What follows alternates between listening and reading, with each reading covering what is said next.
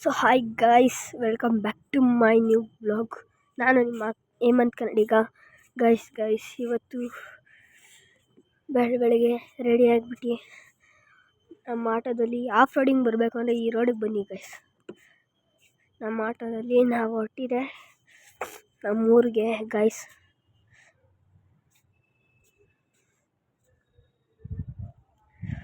ಅದಾದಮೇಲೆ ಈ ಜಿಗ್ಗಿನ ತಿನ್ಕೊಂಡು ಈ ಪೇಂಟ್ನ ಈ ಕಲರ್ ಮಾಡ್ಕೊಂಡು ಈ ವ್ಲಾಗ್ ಇದನ್ನು ಪೇಂಟರ್ ಆಗಿ ಮತ್ತೆ ನಾನು ಬ್ಲಾಗರ್ ಸಿಟಿಗೆ ವಾಪಸ್ ಬಂದೆ. ಅದಾದಮೇಲೆ ಈ ಬೆಟ್ಟ ನೋಡಿ ಗೈಸ್, ನಮ್ಮೂರು ಬೆಟ್ಟ.